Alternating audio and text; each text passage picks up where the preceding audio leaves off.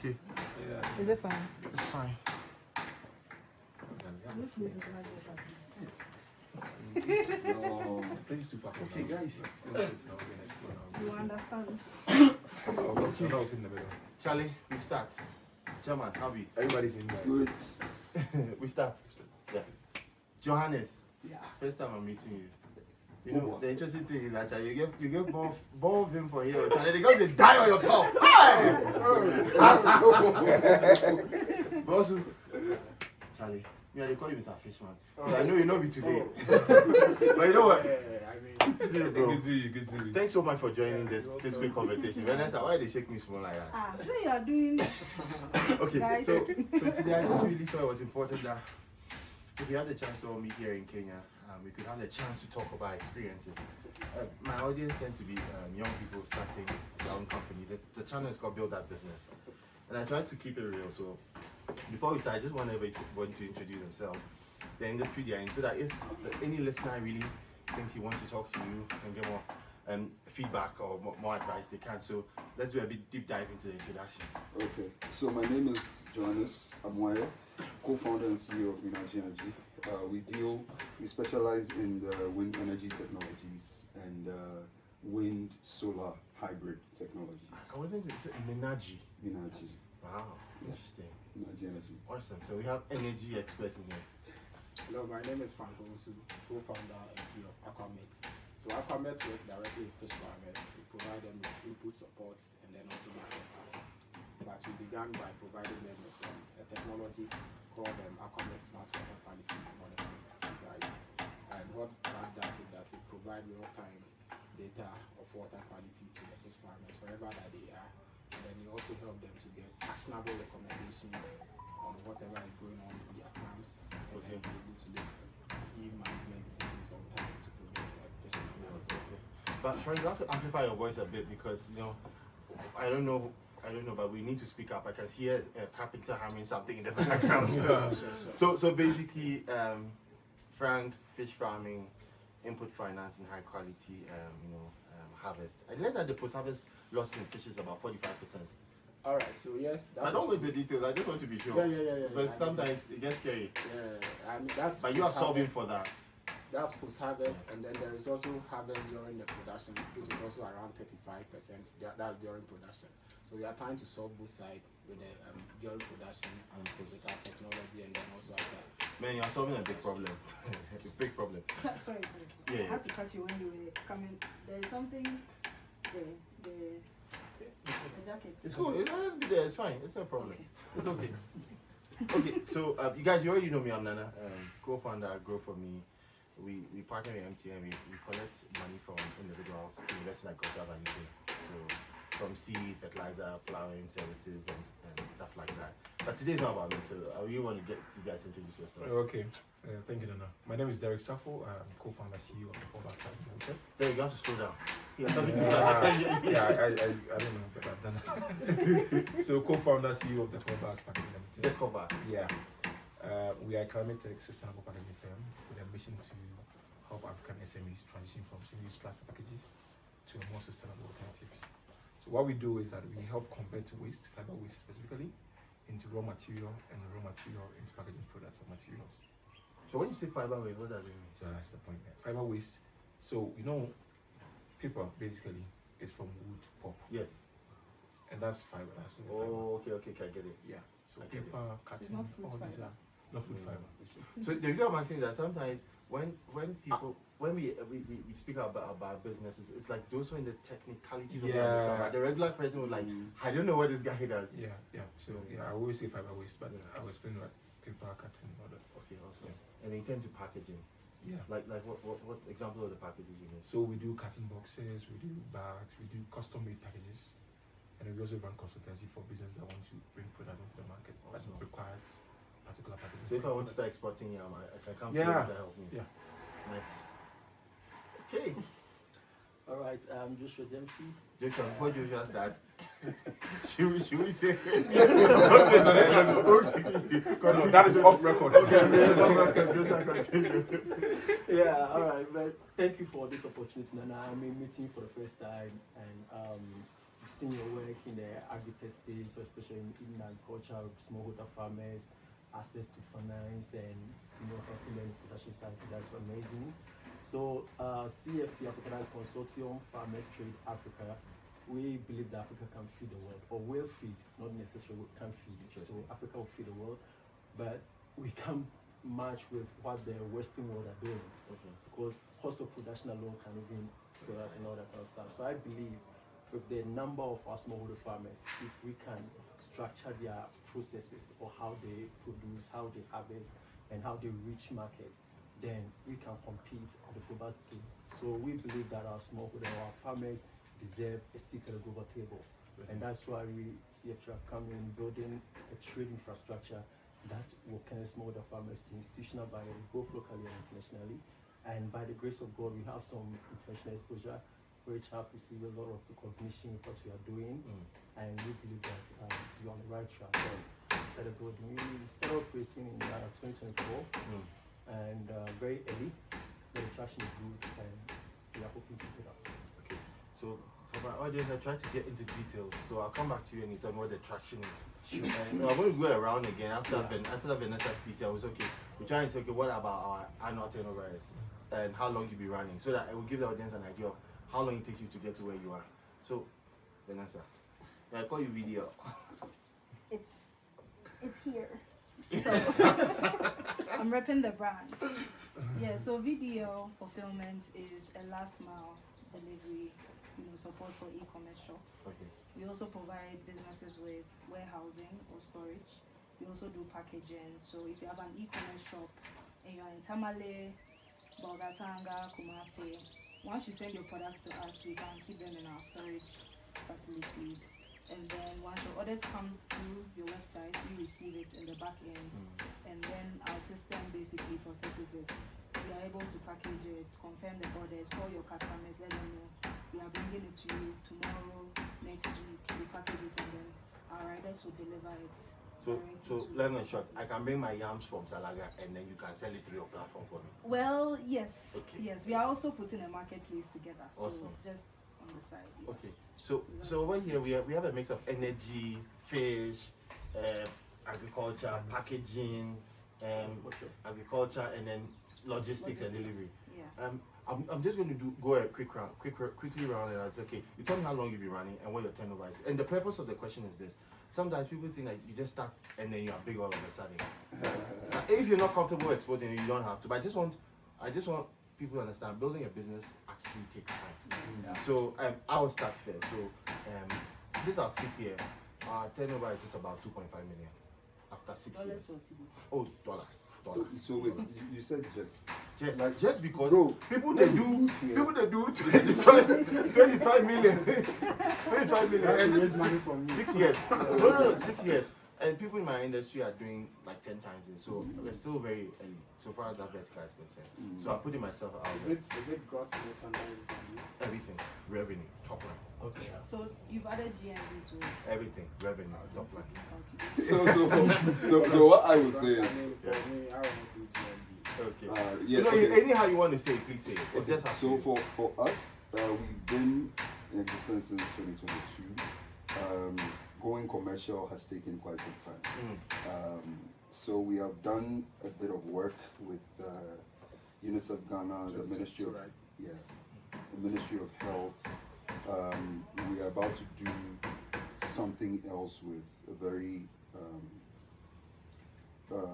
big bank in Ghana in the next couple of months.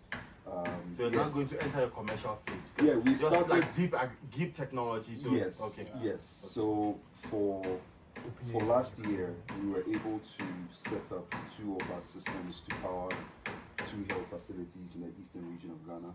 One is at Adeso Health Center, that's in Adeso, and then the second is at Asite Health Center, that's close to Somana. So we've set up for those institutions. So we haven't started with non-institutional clients. We are focusing on agriculture, health, and education. So the project that we are going to do will be on education. We've done health, so we are targeting all the major sectors. So I think the lesson here is that depending on what business you are building, you may be in stealth for a while, trying to Yes. perfect your technology before you come out. So Yes. there's no one single formula. Everybody's business has a different trajectory. I think that's the key lesson. I Frank. think I'm also on the same because I didn't even know he also started in 2022. Wow, the Because twins. that's where we also started, and we are also working in the same space like hardware. Yeah. It takes a bit of time for you to get to market, but we are. Say that again, but someone needs to hear that. The hardware. Yeah. You are building a hardware from It scratch. takes a while to go Takes to the a market. bit I'm of saying that time. because sometimes people feel like Yeah. I'll order from China and then I start Yeah. selling it. It's true. So I mean, we had to build a product from scratch, do prototyping, do product market fit, Yeah. analysis and all that. And it took us a bit of time to be able to get even like we are now having like the fourth stage of the product, Iteration of version 4. version 4. So You see, this is how many years? and at the point, This is how many years? this like 4 years. So just look at this. Yeah. For a hardware, 4 years to get to fourth version. Yeah. But those things, so you can't compare someone doing software with hardware. No, Because the software no. guy would do version 1, version 2, maybe 3 months in No, version no, 5. no. So it's very different You have markets. to be testing functionality In real real environments. Real environments. But what we did was that because it's something like a new product that we're exploring in a niche market, the fish farmers and niche market, we needed to test the products in a methodology called co-development. Okay. So while you are developing the product, at every stage of the product, you either let the user use it at a fee or at a cost, but he doesn't purchase it. But let's come back to revenue. So 4 years, are you okay with sharing revenue? Well, we've done $11,000. Yeah. That is in sales of the Yeah. products. So I'm asking because sometimes people just don't have any idea how their path is going to be. So it's the idea is to demystify the assumption or starter. By the end of the year, I hit 1 million. You know those kind of projections, Yeah. early stage And that's founders for will do. 2025. Yeah. But I mean, we are hoping to also do more because we have some partnerships That are coming that in. are coming in. Awesome. Great job. Great one. Good. So we started out, actually started out as advocates, right, against single-use plastic because of the reason why I got into business back in 2015. I'll talk about that later on. And then became a full-fledged business in 2021. Okay. And then so far lifetime revenue is about 600,000, a little bit over 600,000 USD. Yeah. Yes. So this is still in the renewable packaging space. Yeah. Awesome. Lifetime, That's not annual, right? No, lifetime. It's lifetime. So for those listening, lifetime is like you're taking the entire distance of the business and giving a revenue. Because at a certain stage, when you're early, in your best interest to pitch lifetime. Yeah. So at the point that my deck was speaking lifetime. As a matter of fact, even my deck has a point where it's, in my investor deck, I talk about a lifetime. Right. But when you come and you want to see the details, then I'll give you here on here because you have to get your best foot forward in the door. And the reason I'm just picking this conversation is that sometimes people don't even know how to articulate themselves when they're given the opportunity in front of investors. So taking the way you're speaking, it's exactly what people need to do. And I just like the way you position it. Yeah. Awesome. Yeah, so I would say mine started in an odd way, not the way maybe yours started your businesses. So I was in corporate, but the passion was there. When you say corporate work? Yeah, I was an accountant, let me put it that way. Wow. Yeah. So I was working with this Ghanaian accountant or CPA in America. So when he get the client, he will just offload most of You the do the job where they get the chop. Yeah, that's the point. So doing the tax filing, Okay. so the bookkeeping, right from data entry to financial preparation and that kind of stuff. Yeah, 2024. Yeah, 2023, 2024. Okay. Yeah. Before that, I was working with a telecom communication company in Tema, Cita Telecom. I was also the account officer there, and I quit to explore entrepreneurship, but it didn't work the way we wanted. So back to the question. Yeah. How long have you been running and what's been your revenue? Yep. So we started with CFC after 2024, Okay. and what happened was the passion to make the agriculture sector more kind of lucrative for farmers, and also had cost procurement cost for buyers, because most times within their value chain we realize that there are a lot of intermediaries, and the buyer makes for the cost, and the farmer also will not get the value for whatever they think they deserve. So I would say that was the assumption out there. So we reached out to a buyer, and he gave us the order. Okay, if you can get me, that time he wanted soya beans, I think 3,000 metric tons. That was his annual capacity. and he said if you can get him some of the soya beans from the so-called farmers we have in Gay, they willing to go into business. So he was going to pre-finance, and then we would source it for him and all that stuff. But I was in corporate, I was still working, so I took 2 weeks off. But before then, I've reached out to other people who claim they're in the community, to the farmers and all that stuff. So straight up, I moved to the north, went to Tamale, then Yendi, and that was when the reality hit hard. So I realized that most of the people claiming they have are just people sitting somewhere, no somebody who sells, and then we lead you here. One even gave us some price, we negotiated and later agreed where the goods are, giving a story. So just to cut in, because I wanted to really get into the meat of the matter, particularly for our audience. In the period you ran your business, 2024 to now, about how much have you done? Yep, so we did a pilot with that man, that was 50,000 GMV. Not even Awesome. Dollars. Yep. So this is exciting. You leave corporate and you're already turning over $50,000. Yeah. I'm sure some people will not believe that they will even do that if they. So that's super cool. Yeah. But amazing story. It's more commodity, so commodity Has kind high of, value, that kind yeah. of stuff, yeah. Okay. Madam Vanessa. Everybody's talking in dollars. You have to Why? calculate and convert. No, don't- you have to convert You give us a high number. We are in Ghana, please. Okay. But you know the funny But- thing, she has a dollar. Of course, you see the dollars. Yeah, so we started in, should I say, 2022. Okay. But before that, I was doing my own Pa, pa, pa. some power movements. Yeah, so in 2022, we started fulfillment officially. That's when we pivoted. And so, yeah, that's when we started. I don't know if you want the background. Oh, right now we've got it, but I just want to know. See, the purpose of the question is to let GMV. people know that it takes time to even hit some numbers, and depending on your industry, the numbers you hit is different. So that there's real clarity that different businesses have different pathways of growth. Right. So I think in my first year, we did about, was it $100,000 or 200,000? I have to go back and check. But it was Charlie, around- I'm not supposed to be No, you are building open AI. You are building Tesla.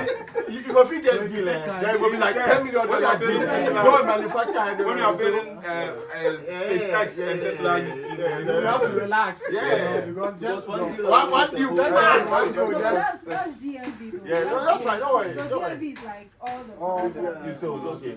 Yeah, That's so 2022, okay. Yes. So as at last year, we did about $3.7 million. Okay. Yes, that's including our revenue. Yeah, so of our course, of revenue is course. about $700,000. Of course. Just to give that clarity. Yeah. So yeah, that's basically. So I'm going to ask a very important question because we've said a lot of numbers around. When you started your business, did you have any idea you would hit this type of revenue this time? For me, it was more no, not. Let me say no first, because when you look at the African landscape, when you look at what you are doing, the industry you are in, you have to juxtapose your business in the context of the global stage. Yeah. And we are looking at these other corporations who are into renewable energy, because that's where I'm into. So at the start, I knew for a fact that it's either I would go into one of the big renewable energy corporates, or I will start something small and then maybe import and sell. Yeah. But I already had the technical know-how to build, Yeah. right? So at that point, I just knew that I was doing what I loved, and I was just putting it out there. So didn't know you're going to hit this type of revenue? I didn't know I was going to even get this recognition that I So for me, the point is that when you enter this thing called entrepreneurship, Charlie, you're in for surprises, good surprises, and sometimes also tough surprises. Yeah. And were you like, did you anticipate you were going to do such revenues when you started? Well, for me, yes, because not that particular revenue, but even more. Because we are not building in Silicon Valley that you have to take a lot of funds from investors and build and build and build. Yeah. We are in a cash constraint. In a high economy. So the environment. moment you start a business, and there I started just right from national service. Wow. So you don't have any fallback No, plan, no, no, or no. there's nothing. Do or die. Do or die. So you are in it for survival, for survival, and you do all the financial model is telling you, oh, you can do this, but then the first, second month you are still building the product. What is happening? When the rollback hits the When do I get to sell the products? When do I get? So I mean, those are realities of the game. I mean, so I mean, for me, I have my father's model sitting down there, always trying to hit the target. So I haven't actually actualized what I'm looking at Yes, in that okay. model. So Yes. you know, it's still work in progress. But what I'm trying to say, did you, when you stepped in, did you realize money was really going to come into your hands like what you've seen? Okay, so we started with an incubator. Okay, so you're pushing We were pushing from an incubator, Cosmos Innovation Center.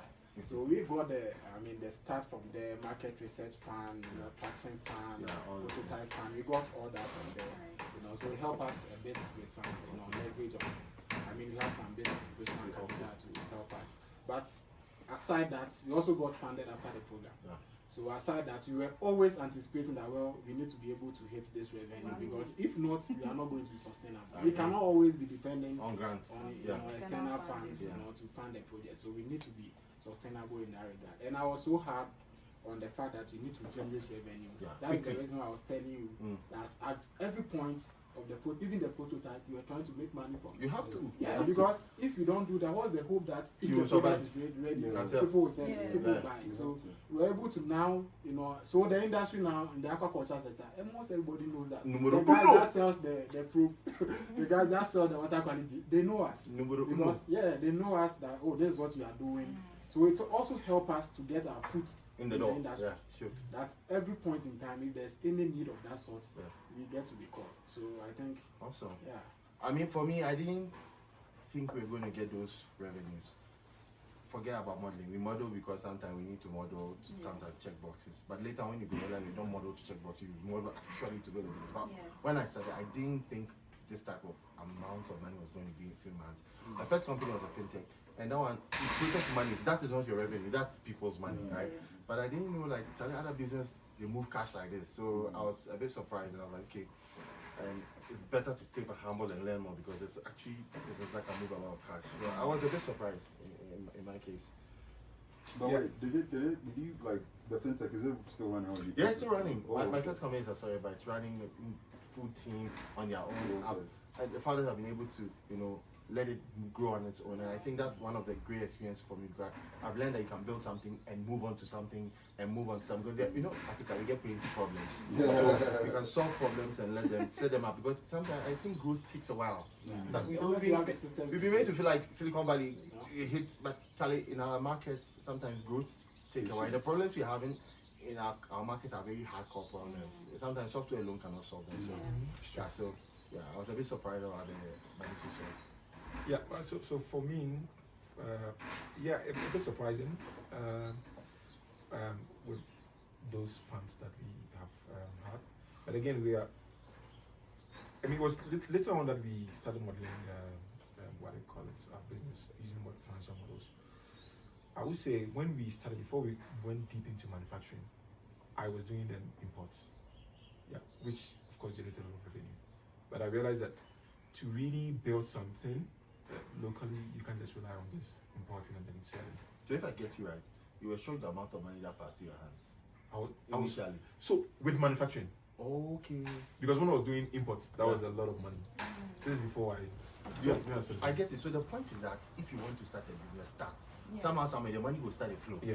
Don't hold back and say I have to get everything in order before. No, once you start, that's the point I'm just trying to really go to, because sometimes you don't know whether it will work. But once you start, because you're creating value, money will start moving through your system. It's true. Yeah. So you were in the buy and selling, the money they flow. The money they flow, yeah. So it's the manufacturer. But in fact, I would say money wasn't money, because money drives every business, right? Because every business has to be profitable. But that wasn't for me. That wasn't my main drive. Charlie, the guy is. No, money they move out. No, yeah, because I'm coming from advocacy point of view. Oh, okay. Seeing a problem with waste in Ghana, Okay. and I wanted to solve that problem, Oh, right? so But then realize that okay. Are looking at money. No. No, don't get it wrong. Because money is a key motivator for what I do now. Okay. Yeah, so I'm not saying that money is not a key. Money, without money, I'm going to survive. I'm going to run. In fact, that was an advice I got from one of my advisors. If you want to make impact, make money. I tell you, That's the point. Like Bill Gates.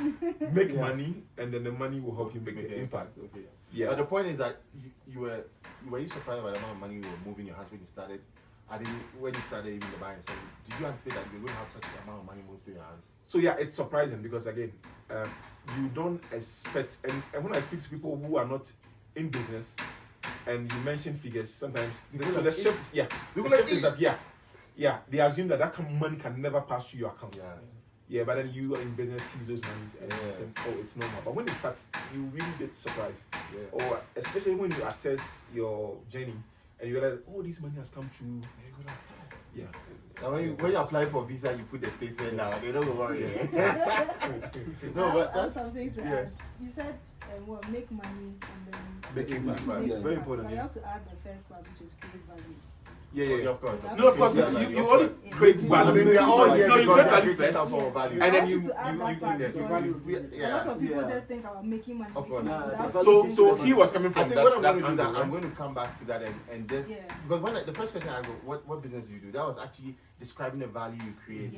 So we started with that, but I didn't use the word value, and then I went on to see how much money you're making. So I actually wanted to establish the fact that you have to be doing something of value before money can come. So we have cleared that one. Now, so that for me, that's my angle, right? Yeah. That you create value, you solve problem, real problem on the ground, and the money will come.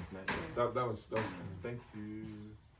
Yeah, so were you surprised about the money that passed? Yeah, because I was working when we first tried to negotiate a deal. And you're not getting that, you're not seeing that type of money account. So he said I have 30,000 metric tons annual capacity, almost half fulfilling half of it. If you can get me the remaining 15,000 tons, I'll be happy with you. I'll prefer and just go to the farmers. So the day the money hit your account? No, the money wasn't given before because he told us to go and verify. And then he would send. So the excitement is, I took sick leave and later extended it. Yeah, so the money was like, it was amazing, but honestly, we realized a lot of challenges along the way. It wasn't easy. And it was easy, everybody was doing it. Yeah, so that was very real. Okay, there's money here, but it needs to be done right. And we have to build some systems to make sure we don't waste our time chasing money and stuff. So yeah, we were really. You just will lock your money there. Vanessa, were you surprised when you saw the kind of money coming to your business? Yeah, I was. So, I mean, this was from me doing things on my own, trying to figure things out, to us stopping and actually starting again. So for me, you stopped? Yeah, I stopped and started everything all over again. Yeah, so 2022, I started by myself in my apartment, just getting a few people that were willing to do storage, and then started from there. So from the first day we did about 10 deliveries, second day about 20, third day about 30. So we kept growing it, right? But I didn't know that it would grow this quickly. I was assuming that let's just hit our target, let's hit 100 deliveries, let's move the target to 200, let's move it to 500, let's move it to 1,000. So it's like I'm just mentioning the targets without thinking about the financial impact of it. But as we're doing the financial modeling, assessing how we're growing month on month, realize that actually this could actually, bring in a lot of money. Okay, so this is very exciting. So now back to our audience, right? So I'm sure there's somebody thinking that, okay, I want to start, but I shouldn't start. You know that feeling before you started, right? When you wanted to take that step, probably you were in corporate, some people were straight from school. Me, I'm not straight from school, so I didn't have the opportunity. So, but whichever place you started from, what enabled you to take that first step? And I want to start with you, Vanessa. What enabled you to take the first step? I think I just wanted to solve a problem. I don't know how to explain it. Yeah, they hear that cliche more times, so you really wanted to solve a problem. The money. It was really not about Are you BDB? You know she has got contradicted herself with When I started that, you were like, I have the same values as him. Yeah. I actually did not start because of money. Okay. Because I schooled in UK. So I was I thought you said CBDB. But you also schooled and you also schooled. No, so you see, sometimes it's it's good to mention some of these things because some people always feel like you have to start from nothing and build it from. Sometimes it's actually not the case. Yeah. Right. And so I could have decided to work anywhere in the world, but I decided to come back to Ghana. Okay. So that was a decision that I took. That based on what I have studied, I need to actualize it and use it somewhere. I want to solve a problem. So I came to Ghana looking for a problem To solve. and the problem that has found me is bigger than me. It's bigger than you. The problem that I found you. That found me is bigger than me. Okay. So to you are saying that what made you enter was because you wanted to. Yes. It's not like something pushed you, but you really wanted to just solve the problem. You had a conviction. Yes. And were you afraid when you were starting? No. Or you were just confident? You knew that this is what you wanted to do. So I had confidence in it because I actually didn't start when I was done with school. I started while I was in school. Oh, wow. And I had this, perception that if I'm in school, I have more money than when I'm It's done. true. And so I tried to start doing something before I ended. So that when I'm done, I know that, okay, this is what I'm doing full time. That's it. This is what I'm really going to dedicate all my time to. So, yeah. Yeah. So So just to make sure I nail the question, when you were starting, how were you able to jump in and start? Were you afraid? Were you worried? Or were you very convicted? Like, are you understand for those at that stage? Like, how did you navigate yours? for the agri-tech, or let me say currently CFT Africa, the confidence was there. We were very confident that this space we were going to make it. Yeah, so the shock hit us when we entered. But before the CFT Africa, the passion was to formalize the informal sector. It's so big. So when you talk about the informal sector, comprises a lot of industry and stuff. So the conviction started that okay, if agriculture can be transformed this way, then every other sector can follow that pattern and be transformed. Because that is where you have high rates of illiteracy and people who, especially farmers, dealing with them. So you were convicted that you could do this. Yeah. Okay. That's what I want to know. So I moved a lot with convention, right? Because so my journey started in 2015, right? Before then I was doing more freelance advertising, and then the third June disaster, the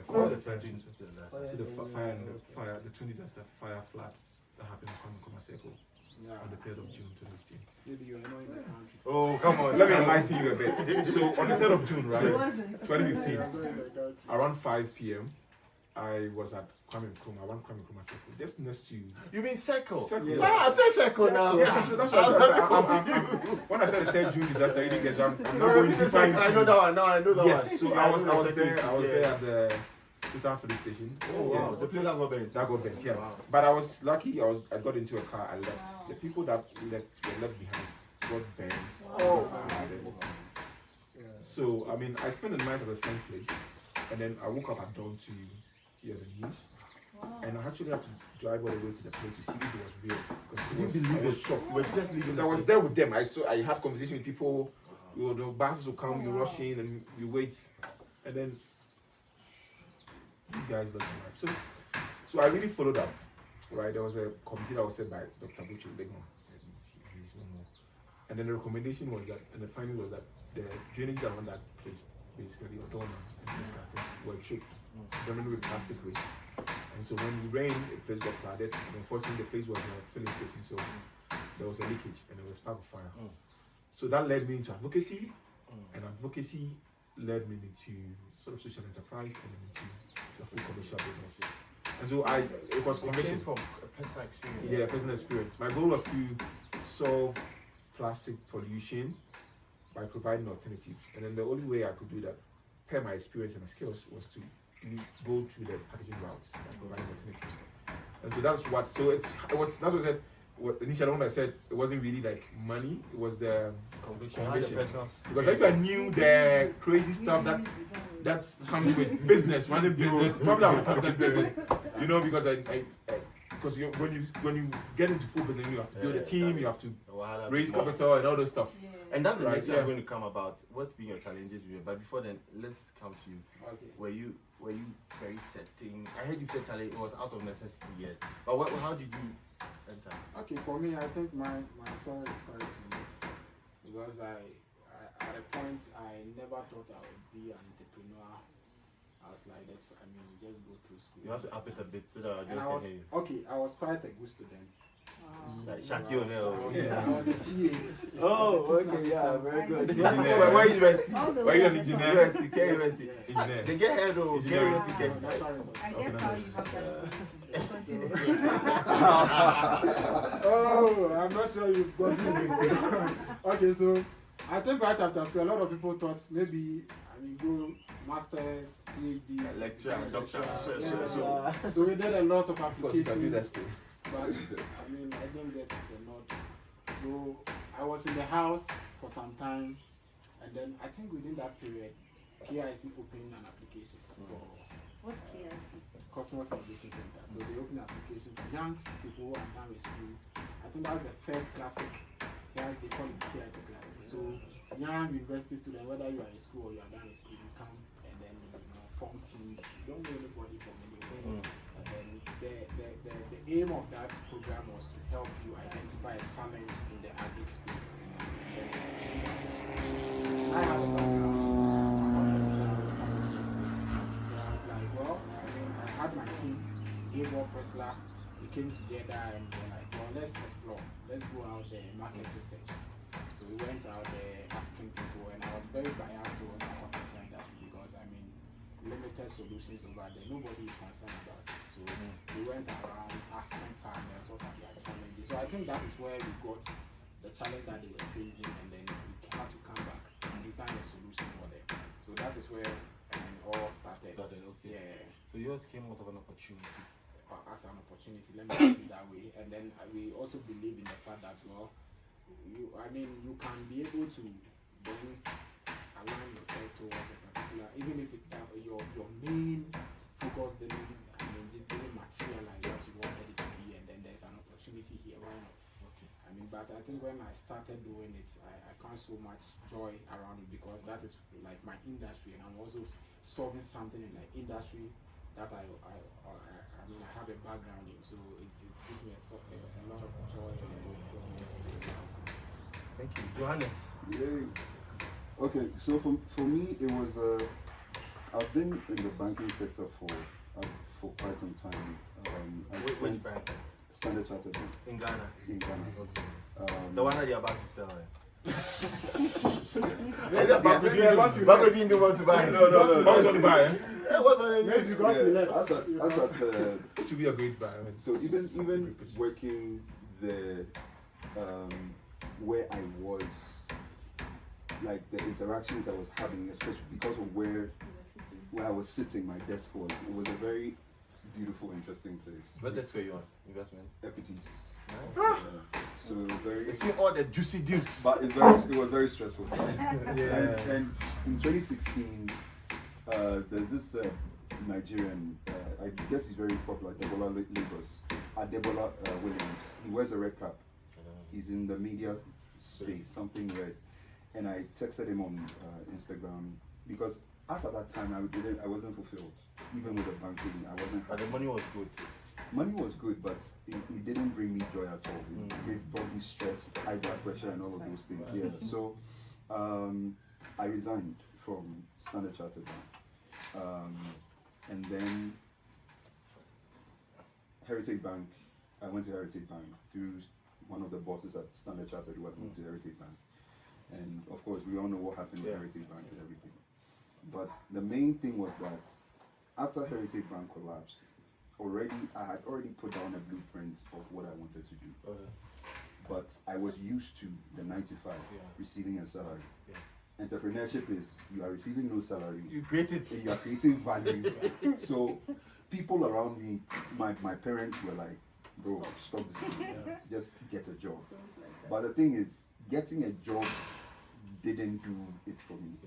So I started, but I started from a place of like you're jumping off a cliff, not knowing where you're going to land. But you have to build a plane that flies. That's the real meaning of yeah, like it's madness. But it's just by God's grace that I had the opportunity I came to the attention of some people, and then they were encouraging me concerning going into this space, but they were asking whether I shouldn't rather work for, like I said, renewable energy companies and then later come back. But the engineering background that I had was something that was really pressing on me to actually make use of. So it was from there that we started, and just like God's grace that way. So I think the key lesson here is that everybody is either pushed or is pulled into entrepreneurship. When I say pull, you have a very deep conviction that look, I can do this. This is something I want to do. Push means, Charlie, you look left, right. You have no option but to jump. So if you're out there and you want to start, I think whether you're being pulled or pushed, you need to start. Okay. Now we've done a lot of soft questions. Now let's get into the meat, the bones, because this thing is not easy. And sometimes when people hear you talk like, oh, this is cool, or when they see on Instagram, want to start to. Let's come into the hard parts. What are some of the biggest? And I really want you to be very vulnerable about the stage. But I don't want people to listen to this and think, oh, Charlie, the money go flow, make a start. But let's be real. Johannes, what are some of the toughest experiences you've had building your company? I would say that, and at this point, I'm not going to let it go around. Hop in when you feel like speaking. It's the uncertainty. There is a level of uncertainty that comes with banking or betting on yourself. Some people have this challenge. I like what you just said. You're betting on yourself.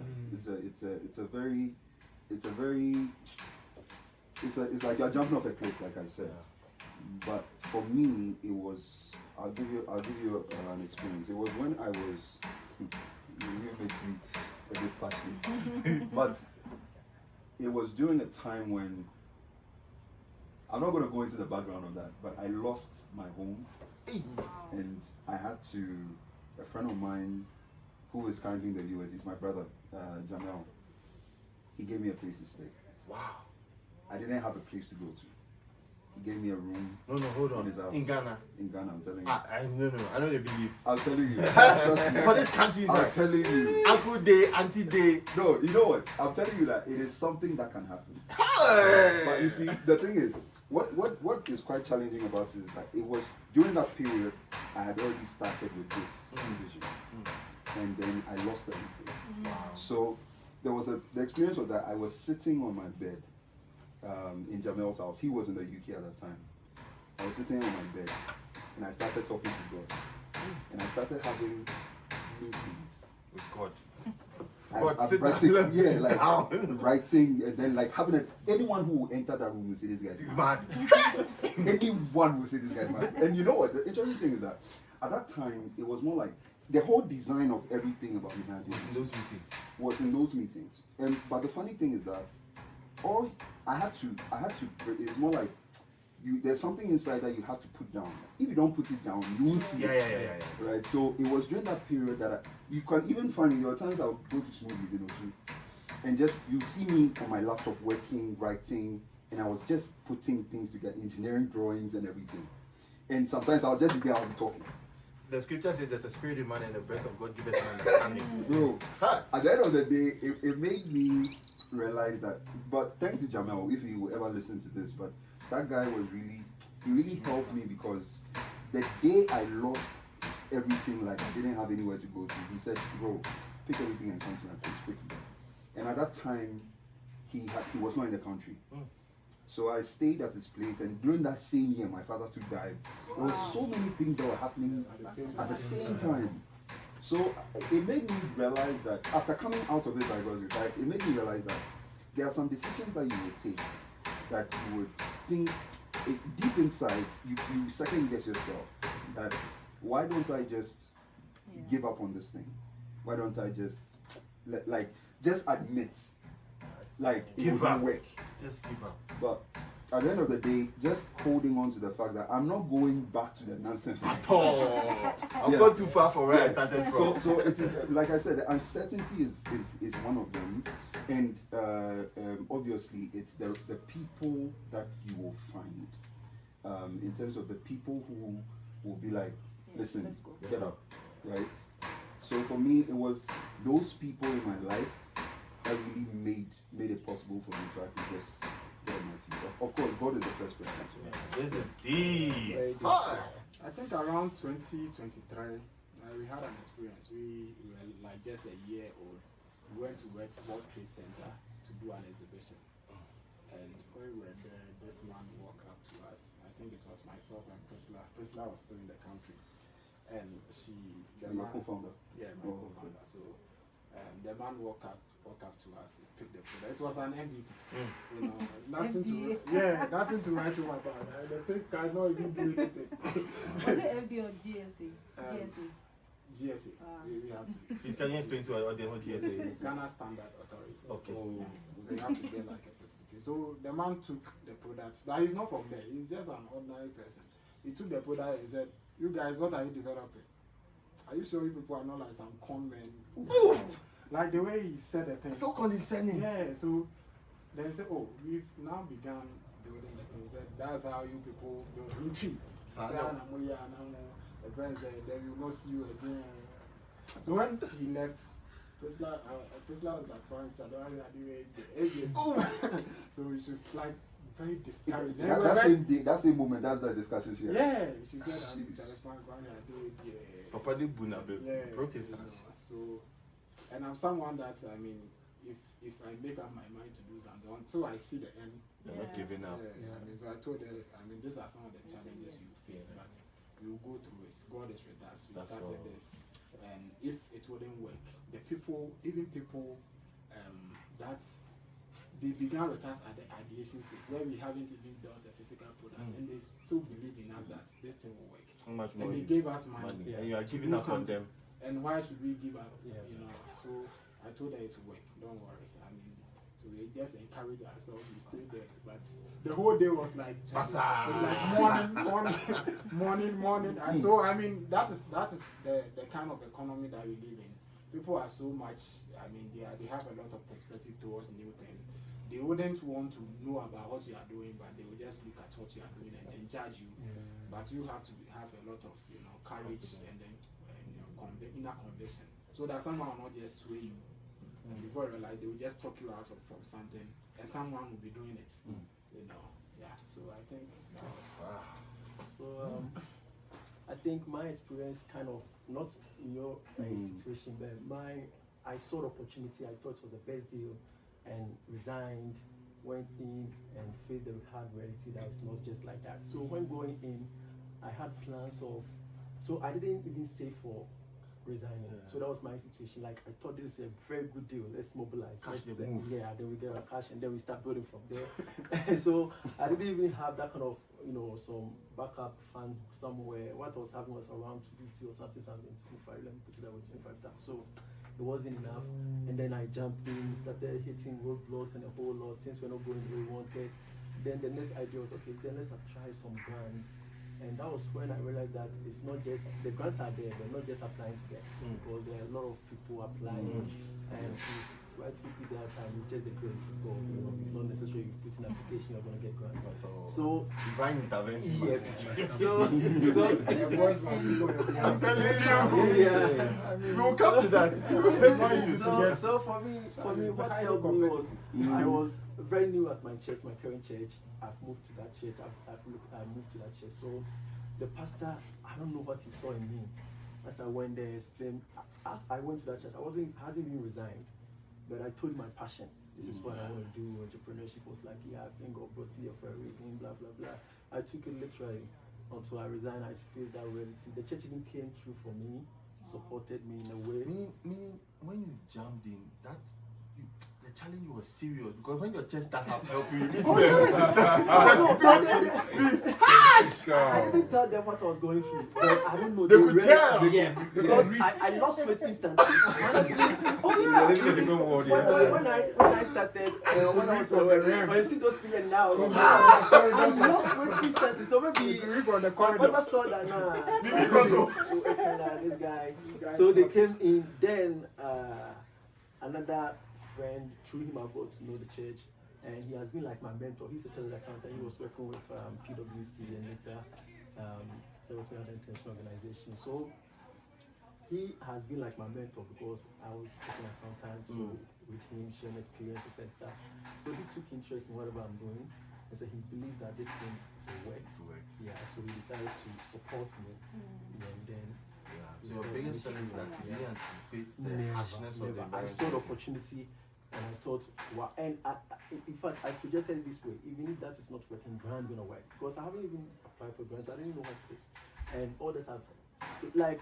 So to tell the audience or to address it to well, grant is not something you just apply and you get, because a lot of people are applying for, and even some of them, probation accelerator, can even go in and still get nothing. We'll come deeper into the grant, but we want to still focus on the biggest challenges you had. Yeah. So for me, it was like it got to a point I didn't prepare. I jumped in, things didn't work the way I was expecting, and by the time I realized, people have to come. Help you. Yeah, true. So keep going. Like, for me, right, so I started out with a few friends of mine who was my co-founder, and then another lady, of course, was a friend of mine. And I think a year into this, not even a year, it was about 9 months, she lost her mom, and then she had 2 younger siblings, so he has to go, and then she has to quit and then go get a job. yeah, because we were not liquid then. Yeah. And then, so, and this kept on, I mean, sort of resurfacing, because I felt like you are not certain if it's going to work. Yeah. But what I was very scared of is that we have started something, and I've called these guys to come along with me. Yeah, not I sure. co-founded them, and I'm not sure they're going to stay. And that was one of the fear that kept me awake at night, and it happened. Because right after she left, other co-founder, who was actually a co-founder, also left. And I remember so he left without even telling me. He sent a long message, and I remember I was in the washroom. Email or what? What's up? Email. I'll tell you what's up. What's up? Why his family is putting pressure? Why would you take you to school? And then he says you want to do the entrepreneurship. Why? So he left. I remember that day he sent a message. I was in the washroom. I had put an iron. I didn't even know I put an iron on. When I go back from the washroom, my curtains was burning. Literally, the house was on fire. Good enough, I was able to put it off. But it took a lot of time for me to get back on my feet. The question was, should I also Give up. quit, give up? But thank God I didn't give up. Charlie, the path no be easy, oh. Man, Vanessa, wait for you hear your own. That's why there's no one. It's not 2. This It's difficult moments. It's like- a lot of difficult moments. It's logistics now. Like everybody knows how The logistics wahala. is. If it's not the rider, it is a team member. If it's not a team member, it is Financial accountant. financial. If Not it is not financial, financial, regulator. it is regulator. Like I don't know which one to choose, but I'm choosing one for you. So this was like right when I was starting, and this was on the first day, and it's not even 1 month after or 2 months. The first day, the rider had an accident. The first day, my new bike that we've gone to register and everything. Then he called me after 1 hour. I mean, the customers were calling me because this was like the first day. Called me, the bike is under a truck.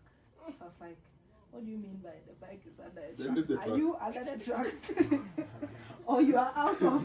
He was like, oh no, he managed to find his way out of it. But, so he told me he managed to find his way out of it, but the bike, it went under, so he's managed to pull it out. They are taking it, for repairs and all that. So from the first day, if I was looking at the challenges, I would have said, because I had already put my phone down and said, you know what, I don't think this thing is for me. So I had already made up my mind that I don't think I'm going to continue. But from the customers' reactions and some of the support they gave me, I was like, let me just try it out and then see. So we repaired the bike, went out again, continued doing the deliveries. The following week, another accident. And this time it wasn't him, it was another rider. So every time there was like vivid pictures of, people in hospitals sending me videos, pictures. I was even getting depressed at a point, but I was like, It's not that you were getting, you were. I was, because it's like, what kind of business is this? sits between life and death? I just couldn't understand. So I was just like, God, is this something that I'm really supposed to do? Because if you've called me into this, you have to show me something, like, because if not, I'm going to find something else to do, right? So it was back to back to back, and like everyone was saying, family would always advise you, you know what, I don't think this is for you because They care about you, they don't want you to exactly. But I had this conviction again, and for some reason, God kept giving me that assurance that I was on the right path. To the extent that, and usually I don't share this, but I think I need to share this. To the extent that, like right after, was it when I was stopping and starting again, right when I was like deciding to stop, I don't know, but God had to come through for me. Like He had to show me that this one, it is good. It is not me decided to do it myself. And so I put on the radio. I had decided that I wasn't going to continue doing the business, so I was starting to find other alternatives. So I put on the radio and I was going somewhere, and then I started hearing "Don't Give Up the Fight" in the song that I was listening. It was a gospel Don't song. give up the fight. Wow. Oh, yeah. You live and not die. So I heard that song and I was like, this one is not. It's not just me putting it on. Like it's actually Using God the radio speaking to me. talk to you. So I went back and I was like, I'm still stopping. Like I can't continue. So I think a week before that as well, someone had told me that God is with you, so don't stop. So he had just told me that. So I was like, okay, I'm still stopping. And then that night I had a dream. And in the dream, God literally asked me, like God literally asked me that if you don't do this, if you don't do video, what will you do? So when I woke up from that dream, I just knew that like I have to continue on this path. Whether I see it happening or I don't see it happening, it still has to happen. Wow. I still need to continue doing the business. So that's really where I get that source of conviction now. If it was left to my personal desires, I would have probably stopped. In my spirit, I stopped in 2020. But God has just found a way to just keep reassuring me. So I mean, listen to all of us share these stories. It's a very difficult path. Seriously. Yeah. And everybody here is here because I think somehow God has helped all of us not to give up. Seriously, because if you had given up, I don't think we'd be sitting here. Yeah. And some of us gave up, but God just carried us through. Like no, By His grace. some of us had to have meetings with God, sitting down and Yeah. Charlie. some of us Highly were spiritual. no, it is, and that's the part I also wanted to talk about because Yeah. very often you realize that entrepreneurship has always been positioned as numbers, logic, go to market, market size, competition. It's always put out in a very certain logic, and there's nothing about your faith and the God factor discussed in environments like My this. pitch deck, the first slide should be God. It be God, oh. God. But listen to everybody here. We are clearly saying that had God not been on our side, Yeah. we would have given up because it's such a difficult experience. It is. Seriously. Listen to everybody. From co-founders leaving to Charlie, going in and church coming in to saying that you people are fraudsters, and it's tough. And I really want to bring up this God factor in building business, because when it comes to problem, solution, go to market side, competition, and all those things, there are a lot of content out there people can go and look for. But let's talk about the part that's really not out there: God and business.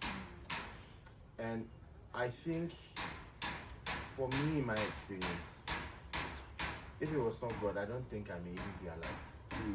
Because sometimes the kind of stress, the kind of weight, especially sometimes when it's end of the month and you have to pay salaries, or some aggregator will lock your money for somewhere where you for handle out. And I think that we should really be open about God and our business. And for me, I'll probably want to start. I was born in a church, grew up in a church. I'm a lead pastor in my father's church, but when it comes to business and my relationship with God, it's very different, because I've come to a point where I think I've realized if God does not help me, there's nothing that I can do. Seriously. Because in some of the places I've been to, in some of the opportunities I've had, in some of the platforms I've been given, in some of the fundings I've received, look, my biggest partnership with MTN, I tell people, is God. They go like, how do you do it? The first I say is God. Yeah. There's no formula I can write down for you and say, do A, B, C, D. No, it's God. Connection came through divinely. Yeah. So, I think for me, and in my experience, when you want to start business, as much as you do all your financials, your businesses, your go-to-market strategies, and all those things, I beg, spend time in prayer and say, God, this journey, should I go? I shouldn't go. Like David. David was like, should I pursue? They've come to take your wife and your children. You're asking, should you pursue? What do you mean? Go and take it. No. You pray and say, God, should I pursue? And I think when we come to the point of knowing how helpless we are and say, God, please go before us in this battle. When they're going to get tough, and by the way, it will get very tough when you listen to everybody's job. It's God who helps and holds us in those tough times and carries us. And I think that's the most critical lesson that you will not maybe probably find elsewhere on any channel talking about. So I just want to go around the room again. I mean, I think I'll be asking people to say it again because you said it all. But you talked about the moment where God was giving you revelations in the kind of designs you were doing. And since that point, have you still seen God as a very critical component of your business? He is the foundation, because every design, so this is how it works with me. I see the thing, Visually in your I mind. see it, I see it, and then it's like I'm pregnant. I have to give birth I have to it. to use, I tell my wife this every time. I tell her, when it happens, I tell her I'm pregnant. And then She understands. She understands. So that means that during that period, I am doing outputs, but the outputs needs seclusion, right? Every aspect of what we do at Energy and wherever we have gotten to and where we are going, it has always been God, and the fact that entrepreneurship brought me closer to God. It made me. It would teach you. Bro, It will humble you. Yeah, it is that place where you get to where you are like, why am I here? Like, what am I like? You look at your own life and you are like, what am I even with? Like, where am I going? Am I sure I can even do? So at that point, you then notice that, like she said, God has ways of speaking to you. It could be someone random that you will meet that speaks something concerning something that you've been asking, right? So usually when that happens with me, all I do is I take a pause, because even though God speaks through people, there are some people who come and speak to you who God has not sent. The devil speaks through them. Say it. You understand? So many a times you have to know exactly what it is, but more often than not, it is you having that relationship with him. Because like you were saying, what happened with MTN? It is God. There's no formula. Exactly. A friend called me and said, I have a friend, they want to do something in a quick space, so I know you are doing it. Connections established. Oh. What did I do to get that call? It's God. But when I tell people, they go like, I'm trying to hide it. I'm saying it's God. It's not my anything. And they don't understand. I think the challenge really is a lot of people in Ghana use that term a lot. So when you say it's God, they think you're trying to give an excuse. it just looks like one of those things, because it's part of our language. I get it. And we always say by God's grace, but we actually don't really understand what that mean grace by is. God's grace. Right. So I think that's really where it's coming from. So sometimes I even try and decipher where I can even say it in a way that you really understand that what I'm saying. God's grace. Really God's grace. And funny enough, when it comes to people, right? For our pilot project that we did, to get the right people, it is not about who you know. It's about who God brings to you. That's true. Because for me, the project we were going to start, I had a list of people I was going to work with. From KNUST, from Legon, like, and The squad was set. And then one advisor told me that, bro, if you look at people from institutions, you would waste your time. That was it. So one day I was just there and I received a LinkedIn alert. There was a certain guy who came onto my page to look at my profile. He looked at my profile. Immediately I opened it. Then I went through and said, that's the guy. Let me tell you one thing. It is that guy who brought each and every person that was integral on the project. All the engineers. He is the guy who, like, this person does this, this person does this, this person. I didn't go and call anyone. It was just that guy. So it makes you realize that when you listen and you are like, okay, fine. It doesn't make the guy. I'm not trying to shade any institution. I didn't know about UMAT up until that point. University of Mines You've and never heard Technology. them names. I didn't know about them. Yeah. So when he was talking, he said, "Oh, he went to UMass, this and this. They are more technical. They do this." From the time I started chatting with the guy on LinkedIn, God had already told me that this guy is the one you're supposed to do this with. So at the end of the day, it made me, for as a founder, it makes me realize that it's not about the qualifications but it is about a specific person who is unassuming, but he knows everything you need. Yeah. So yeah, for me that's powerful. Well, I mean, this the Bible. I think all of us are Christians, and there are some lessons. Oh, by the way, before we started, we didn't know. Just for the audience, we didn't know. We didn't have picture. We just said let's just have a chat. So it's just God doing His thing once again. I'll be really surprised. Yeah. You know, the Bible says, "By strength shall no man prevail." And He also says that except the Lord builds a house, So the there's builders builds in vain. And I'm quite someone that I don't see myself to have a lot of advantages in life. The only advantage I have is God. You know, I come from a background that if you are not that solid, if you are not that grounded in Christ, there are a lot of things that you will not see going on well. So, I mean, right from school, I took it upon myself, you know, to confront and to also stay with God as best as I could. I mean, I became a youth pastor in my church. Wow. So I was very close to God around 2020, 2021, coming very close to God. And everything that I do, I consult, I pray about it. And I think for me, it just so happened.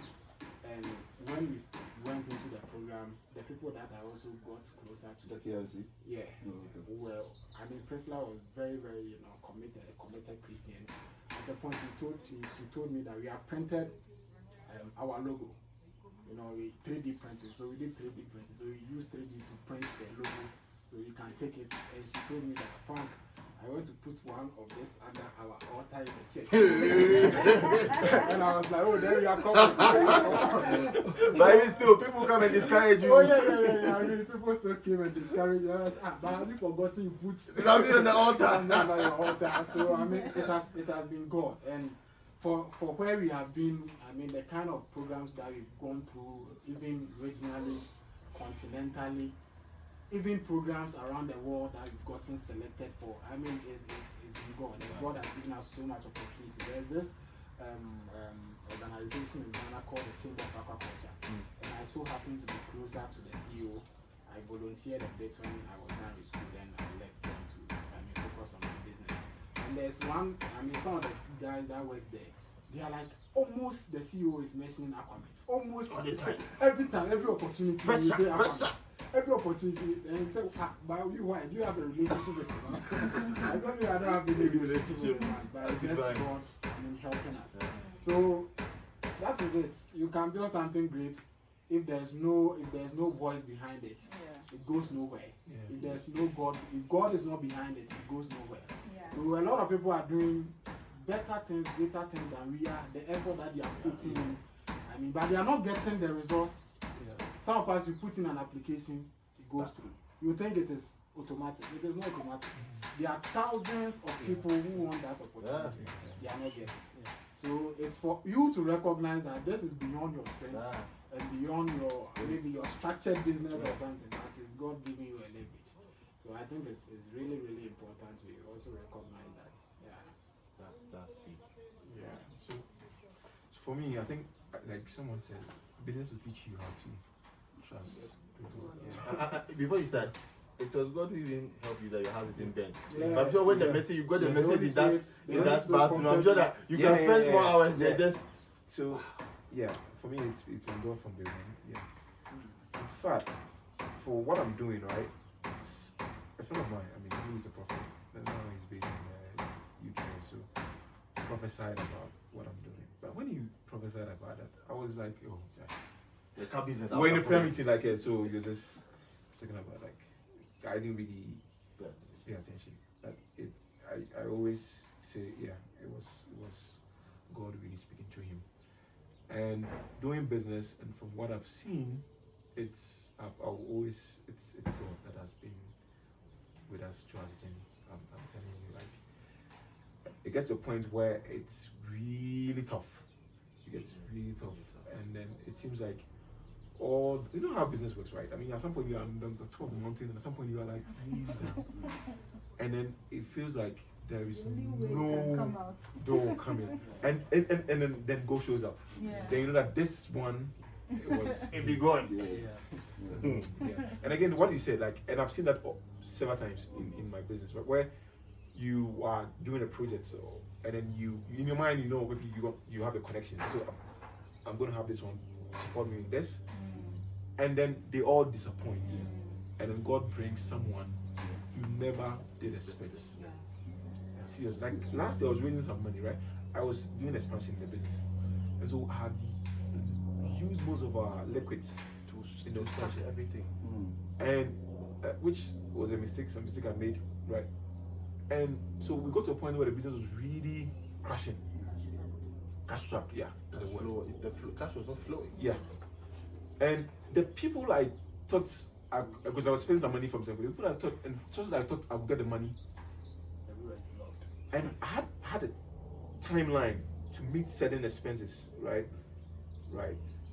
Rent for the business and all this stuff was on my neck, right?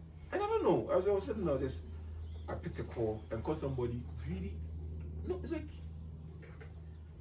I had prayed though, and I know, and I said, God, if this one if you don't come true for me, I'm going to shut down. And it's going to be a mess. And then out of the blue moon, that name came in mind, and I called the person like, yeah, and this money I'm looking for is in dollars. Like, yeah, I have the money sitting down. Just come. Like I called the person today. They're sitting down. You know what so somebody has promised you that money. Yeah. You have arranged, talked about it, everything. Then last minute, he disappoints, give you a lot of stories. I need to clear myself at the port, and boom, right? Somebody actually go stay. This is a good friend of mine. Go stay at his place, like because of the money. Discuss it for almost a week. Fine tune how we can, everything. And last minute disappoints me. Then I call this person who this is a friend, but not really close. Yeah. And then he calls me, oh, I have some money sitting down. Somebody gave it to me. I don't know what to do, so come for it. Wow. I asked, and I know this was God. Yeah. Did you ask the guy whether he was playing? No, I thought it was so funny enough, right? I went to sit at a coffee shop, right? We sit at a coffee shop, and I doubted he would come because I had too many disappointments of people who really assured me, including money that was mine. Was yours? You know, and this guy, so he showed up and then brought the money exceeds the dollars in cash, and I'm like, he left, so he was like, Derek, I'm done. Do you want us to eat? No. Are you thinking that I'm saying no? I sat down almost about 2 hours. Hey, you will sit down. Just analyzing how. You know, it's something that I learned it from George Muller. If you know George Muller, like he was an English priest, but he also ran a foundation for kids like homeless. Muller Foundation. And then his whole ministry, God taught him to rely on him. I remember. Right. So and I've had experience. I've gone through Bible school a bit, and that was one of the books that we read. Right. But when I read the book, I always prayed, God, let me not have this experience. But it was too hard. Because you see where everything that you know is moved to the point that you have to just depend on God. Yeah, you have no legs, no plan B, nothing. And that's the situation I got myself in. Yeah. And, God came through. Yeah. Wow. So to our audience, I think this is a very important conversation. Even me sitting here, I'm being really blessed by the conversation you're having. We just said we should just chat, but it looked like there was more than a chat going on. And as a believer, there's a scripture, and I'm a pastor for those who know. There's a scripture that says, wherever 2 or 3 are gathered in my name. Gathering in God's name doesn't necessarily say gathering for church. Gathering in God's name means gathering so that it can make society better or people's life better. Because on the judgment day, when you look at the way Christ was judging, he says, I was hungry, you didn't feed me. Somebody said that's Minister of Agriculture. I was thirsty, you didn't give me water. Wow, that's water ministry. I was naked, you didn't clothe me. That's social welfare. And he said I was lonely in the prison, you didn't visit me. So when you gather in God's name, it means you just gather because you want to make society better and make people's life better. And everyone here is creating value. You're providing energy, you're providing solutions so that fishes don't get to waste and people can get food. And providing food, you're providing packaging in a sustainable way so that we don't clog our gutters. You are providing commodities, you are providing last mile delivery, and I'm sure that somebody's life may be dependent on something you deliver. So my point is that we are also gathered in God's name. It doesn't have to be a church with instruments and music. So the point is, business is spiritual. And business is supposed to serve purpose in humanity. Exactly. And so I want to bring us to the next point of our and then this is the last thing we're going to talk about, because I think the conversation is so exciting that we have to put this in series. Otherwise, it's going to take people a month to listen to the whole thing. This is my last thing I want to talk about. I hope it's recording too. Where does okay, let me just check. Let me check. And while you're checking, I just wanted to mention that Yes, recording. God is the ultimate creator.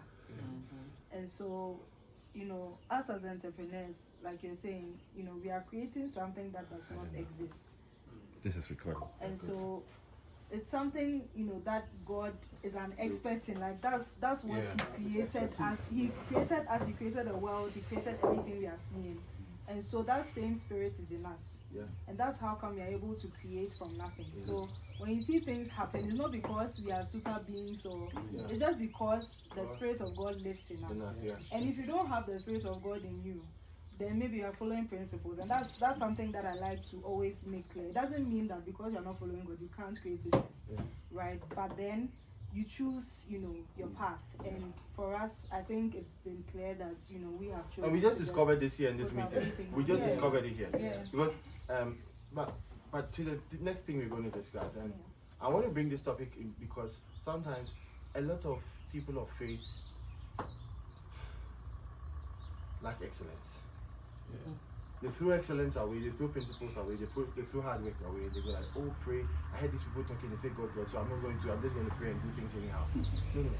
My question is, how has excellence played in your business? Or how have you seen being dedicated, hardworking, and trying to put the best of the best out there impacted your business? Because, first of all, we are here because thousands of people had wanted to be in this particular, opportunity. But I believe by God's grace and also the work He has enabled us to do, we are picked. So I want to go around and say, how has excellence? Because there's this mediocre mindset in some of the environments we work in, where it's do it anyhow and it's fine. But how has excellence in doing quality job and being, trying to even use the same principles God has created and the excellence and the dedication and the commitment played in the success you've seen? Okay, I'll start. Yeah. Right. So, in fact, when it comes to business, excellence is one of our core values.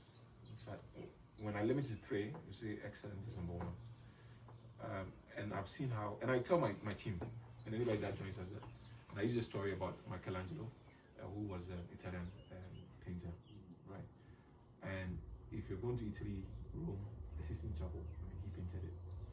And there's a story about that when, there was no electricity at that time, so he would paint at night with his hand holding one candle and then holding the palette, the paint, the palette in his mouth, and then one of his hand holding the brush.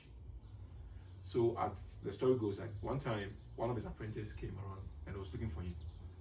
And then he saw him painting on the scaffolding, up with a face back, palette in the mouth, candle on the right hand, and then one hand painting. And then you see the portion he was painting, right? It's if you had a POP, you see in the POP there are some columns that goes inside, so you don't see. So why are you painting? That was a question. But Michael, what you're painting, nobody's going to see it. And he says, God sees. Wow.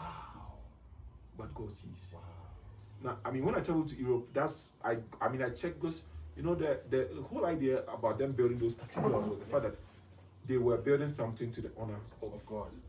So they were excellent with. And to offer something to God, you offer the best. In fact, shoemakers in Britain, the reason why, for years, if you wore a British shoe, it was like this is quality shoe. Now they have shipped out to China. But the idea of these craftsmen was that we are doing something to honor the name of God. and you can't offer anything, right? So it's something that I really have issue with Christians, because sometimes we, of course, we are from faith background, we sort of neglect the fact that our work have to be excellent. I'll give you a small example. When we started our business, right, we started from a bedroom on a small, tiny green table with friends of mine, like I said. And then one day we were there, a woman from, but what we were doing, we started distribution earlier on to Makola. A woman came and said, I saw one of the products on the market, and called and said, I want to see where you work. So he came to the house. And when he came, I mean, so at night, because we always work day and night, we'll go into my bedroom and work, and in a day I'll put a table out there. And I was like, so this is the, he assumed we were a factory or something, like, this is it. I was like, yeah, that's it. And yeah, so fast forward, she came, we bought stuff, and then she introduced me to someone. And then I was there, and then I had a call from the Flagstaff house. This was before this time. And then they were like, we have seen the product in the market, but we are not sure if you did it or you imported it. So come to the office. And I was like, so I went to the office. They want to know if I'm really the one behind, because they asked the lady that was selling for it. Like, I went there. And they're like, we still don't believe, so we are giving you an assignment. Go produce this different kind of packages for us. And then I went, and they gave me just short time, like 2 days. So that, of course, if I'm shipping them in, we won't get 2 days. And I went and I delivered, and they gave me a whole contract. And that's that and the reason why they picked us, and they told me, was because we were not expecting to have this quality of work by a Ghanaian, on the Ghanaian market, right? So that is why they chose it. They had option to go ship things outside the country and use it for state events and all that. There's a scripture that says, see a man who is diligent. That's my favorite. He will not stand before ordinary. It's I've seen that materialize in my business and my life, and so I'm very particular about that. I actually experienced that when I was asked to present to the German president. Wow. I was shocked, like he was just standing out talking to him about business. Yeah, sorry. I was like, whoa, and then my sister actually quoted that scripture. So it really pays. And I saw, I mean, we were still young, very young at that time, but I saw a very shift in our business because of that. So you were doing like you're doing it unto God. Yes. That's excellent. Now that's one thing about craft, because packaging is craft. Yes, it is. Right? And now I've built systems that takes me out of production and operations. But that works. But again, I tell my team and everybody that excellence, because skills or excellence as a spirit, that's what I say. It's something that you live with. Yes. If you work in a place and you do haphazard stuff, you live with it. If you become excellent at your work, you go with it wherever you are. And one thing about excellence is that it attracts. The reason why, again, the reason why, and I do dive into the reason why they call presidents Your Excellency, because excellent people attract excellent people. Yes. So I mean, I'm not saying be perfect, but if you make excellent your mark, and I have seen that you tend to attract people who are excellent. Yeah. I mean, you don't tend to do, how many people do a craft stuff or tune for? And then the first time I've done something, the first time I did, it was somebody who recommended me to. And then again, it was I've done stuff for, like this guy can do it. And then so I sat down like, and that's one thing I learned, that excellent people look for excellent people. That's it. So excellent is. They are not bothered about price. They want the best. Yes, and they will pay. I'm telling you, their clients I've worked for. They don't even negotiate price. About money. No. They don't negotiate price. It's like, just give me the thing. Give me the thing, and that's it. What's your price? I'll pay. So they will even pay extra just to make sure you get the thing that they want. There's this. Campari was launching in Ghana. I mean, Campari is an Italian brand. Yeah. And I mean, I brag myself as an excellent. And then I learned from bigger brands. They gave me a whole brand. I started meeting with a brand officer. They gave me a whole brand guide. And this is business that is over 200 years. And I saw the level of excellent. Even fonts, the way their fonts, size, color, everything is. So I mean, so when we see brands outlive 100 years, it's something that is unique about them. Like, and that is they are making sure. But you know, one thing I've also learned about Ghana is you're too much. you are I tell myself, no, I abandoned in my office. I tell them, no, it's and it makes it tough. Like people think you are difficult. Hard to work with, too hard to work with and all that. But our God is a God of excellence. That is it. So he expects Yes. excellent stuff from his people. And that's something that I keep telling my team, right? When you look at the Bible, even like the first churches that were built, you can see how God was very specific about every single material, every single wood that they will use, the way it should look, how they should do it. Like everything has specifications. So if we are following a God who is as excellent as this, there's no way we should fall below that standard. We can't bring our standard down because the people around us think that let's just work with this standard. No. If we are serving a God of excellence, we need to put in that same effort. We need to put in the diligence it needs to be able to get to where we need to get to. And not say that prayer is going to take us there. Because yes, prayer will take you there, but if you're not doing the right thing to help that prayer to be heard by God, God will hear your prayer, but it will pass here. Because you're not doing the right things to help to even get his attention. Right? So I think that it's definitely a very big player in business. And in your business, you've seen the effect of excellence. Oh yes, very much so. I noticed that the things that I had always really wanted to get done excellently in the business, people often thought you are micromanaging me. I don't know if you've experienced that. When you want it to be done extremely well, they're like, why are you micromanaging me? I don't know, have you experienced that? And the things I go like, you know what, okay, I don't want them to say, so you let me and the thing is not good at all. Except a few people who have imbibed the spirit of excellence, where you can comfortably leave them to get things done excellently. But so how have you experienced excellence in your business? So, like, the first part of my response is that yesterday's our challenge had to do with excellence. That what we receive and we want to be machined, we always have to take it back for them to do it in their specification. So, but on a personal level, I would say that for me, there's an accountability aspect to excellence that I always look at, in the sense that there are times when you yourself, you would think that, okay, why don't I just relax? Why don't I just... Too much, And that's where the God factor comes in, because like she said, there are specifications. So if you are slacking, let me use that word, because of life's issues, or you are saying that, there was a lot of things going on, that's why, there's something God usually does when you are taking a back seat. He jolts you up. There's something that will happen that will make you be like, oh, okay. So, that thing that happens consistently, like in my life, I know it. So like I was telling you a couple of, when we were all sitting here talking earlier on, when I was like, oh, someone came into my room and the person out. That was a joke. That whole time he was saying, get ask quickly.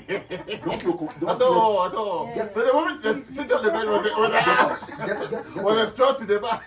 So it's that accountability. Like, it's more like you if things are left to you alone, and the way you normally do things, you would slack. And there are times when you are stepping too hard on the pedal, and then you say, release it. Right? So it's that accountability. He makes sure that you don't overdo it, but he makes sure that when you are doing it, you do it well, so that it meets his specifications. So to bank on what he just said. So I realized that, a lot of the times when I realized that maybe I made poor decisions, there were times where I was not praying as much. And perhaps I had slacked a bit in my spiritual life. So this is not to say that we are always 100%. There are times where you are very sure that this thing, like, I'm really not where I'm supposed to be. And usually those times are when, like, I'm my most vulnerable, because in terms of decision making, if you are not in the right space to make decisions, you end up making the wrong decisions, right? And so for me, it's really about coming back to that accountability. That every time I realize that it's like I keep making wrong decisions, like why am I making wrong decisions? And I just know that this thing, I need to go back to my source. To do some 3 days fasting, Because- prayer, and then enter the spiritual. Do fasting, do whatever you have to do, because you need to hear clearly. And you need to make sure you are at that wavelength that when God says something, you can literally hear him. And so just to even come back to a conversation we had yesterday, and it was on my mind, and so I've realized that sometimes the Holy Spirit talks to me through putting things like burdens on my heart. So it's like I'll keep thinking about it. Speak to this person, speak to this person. So in my mind, I was like, I need to speak to you, I need to speak to you. So I was just waiting for you to show up so that I'll just tell you what I wanted to speak to you. So when you showed up and I said what I was saying, all the things you were saying, do you know what I heard? What I heard from everything you said yesterday was that you already have what you are looking for. Why are you even like thinking about? And I was like, okay. I think that's what you needed to just get. That's just what I needed to hear, because it seemed like I was running ahead of myself, like you were saying. So I just needed to hear that, to know that okay, just come back to wherever you are getting. And a lot of the times that we've come up with strategies and ways to be able to do things, it's usually times when like I'm literally just, sometimes I even hear from God when I'm meditating. Like I'm just in a car moving somewhere, and I'm just thinking, I know that the Holy Spirit is just giving me ideas. I have to write it down. So I'm in church, and instead of me writing notes, it's like Writing that. I'm It happens to downloading. me. One day we're church, we're in serious prayers, and all of a sudden I was getting ideas about I'm the particular machine. downloading. That's like pregnancy. That's the pregnancy thing I'm talking about. Like, it has to come I'm out. like, no, It has this to can't come be out. great. Like I'm writing, then I'm like, I need to talk to my husband about this. I need to, because that's the way we are able to really know that this path we are on is the right one. Yeah, so to add to the excellence Excellence, part yeah. of it, I think the God we serve is an excellent God, and the spirit that we have, the Holy Spirit, is an excellent spirit. So I remember my experience in China after the whole, even though God came through early, because I quit in June, started everything, went through the training. By September, I got opportunity to be in China. There was this Chinese government agri program.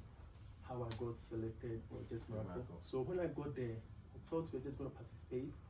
Then from Ghana, before leaving, they told me that we'll be pitching, so I should send a pitch deck. I haven't even updated my deck since then, because nothing was really working that way. So just an old pitch, I was just new, so I just forwarded it to them. I got there. They said, your pitch will be tomorrow. The day I even arrived there late, very late. This is So China? Yeah, China. Very late, Beijing. So when I got there, the next morning, 8, I even didn't go for breakfast. 8 in the morning, they go for the breakfast 6 a.m. Then by 8, they are on the activity. Don't So joke. yeah. So by 8, 8 is when people are starting their yeah, route. for them 8, that's when they start their activities. Wow. So by 8, we were there. We got there. Say we are going to pitch first. Holy! I started praying, so I started praying. I said, Lord help me, Lord help me. And I started praying, and all that I heard was just a statement. My opening statement just came to me instantly. So when the opening statement came, Everything I was stopped flowing. everything and I was just like, yeah. So when they projected my pitch deck, I just told you after this You're safe, you're safe. So I just posed it as a rhetorical question to them, Listen. and I saw Started that pitching. nothing. Yeah. Yeah. And Deputy Trade Minister for Agriculture of UK was there. Wow. Chinese officials were there. They were the panel and the judges. Yeah. After everything, there were companies from Hong Kong, from different. But different your own was in their head. And when we were done, Wow. the next day, they were they Pick the winner. The winner. They said we won. I was shocked. I was like, how? Because the companies I saw, not Small companies with one of them, the investors that came with him. It's not a joke. It's serious with the product. I mean, just an idea that we have already pitched and we are just struggling with it. So that made me realize The God is in the has business. come. Yeah. And from that time, the following year they invited us again. That was 2025. Wow. 2025, different state, different province changed. Yeah. That is the Sichuan province. Yeah. We got And there. anybody didn't hear things for China. We don't want a Yeah. China go yeah. So that one we went there. After the whole program, they decided to meet some companies, and one of the companies was a logistic company, and they've never traded in Africa. Wow. Brazil, America, and those Southern America. And they were, can we get this in Africa? Soya beans, peanuts. Yes, we yeah. can. Also, I wanted to meet you and guide you and stuff. So when they said that, It's okay. We just want to try just 20,000 metric tons for the year. Just 20,000. Don't be joke. 100 million plus of tons of 20,000. soybeans. So from and they want to diversify. Quickly. It's a huge market, and they are An not opening even- phrase, divinely placed in your heart and Yeah. your mind. So that is it. So it just happened. I happened to be in the room. I was the only company that is doing that kind of stuff, and the company to the only logistic company we just got rented. And we came there, so we started seeing the regulatory issue that we were addressing and all that stuff. So God brought us here for a purpose. We'll navigate all of it. Don't worry. so it's just by the Spirit of God helping us. In fact, for my journey, I would say I can't talk about anything that my own strength helped me to, because all that I put my effort and energy didn't go anywhere. Oh, the rest I just relied on God. I went to church. I didn't even know we were going to pitch. I thought it was a program. They invited us. We were going to experience. They said we are going to pitch. I just prayed, open statement. The rest was just talking about the pitch deck with whatever was coming. And yet, so one prayer I remember that I said, Lord, the way you help the lepers, the 5 lepers, turn their footsteps like the army, the sound Help of me. army. Let my voice, my utterance be like whatever they want to hear. And that was the simple prayer. He gave me my opening statement, and boom. Yeah. So Wow. So, guys, our listeners, I just think you are blessed to have the chance to really listen to these amazing entrepreneurs. You rarely get to meet them because they are all very dedicated in their work and they do not waste time. So to have an opportunity to get them all seated here and have this conversation is divine. And I hope that in listening you've been blessed and you've been encouraged that you can build your business, you can succeed, you can be excellent at it. There'll be challenges, but you should have a point of reference that you draw strength on.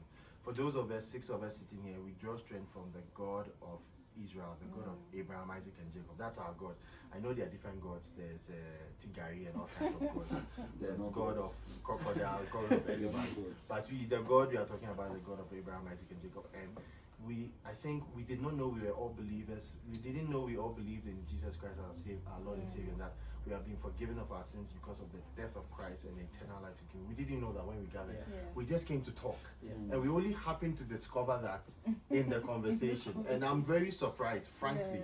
Are you not? I think the doing of the Lord. Yeah, I had no idea. Because when I go into environment and space like this, I try not to bring a religion into it. I just try to talk business, numbers, systems, processes. But I think the message here is God is in the business of building businesses, and He wants to help young people to succeed. So until we come again on the next episode, it's bye-bye from Johannes, Frank, Nana, Derek, Joshua. Vanessa. Okay, remember, build that business. Thank you so much for listening. Speak to you soon. Bye. Wow, this was amazing. Seriously, this was amazing. Nice one. I didn't see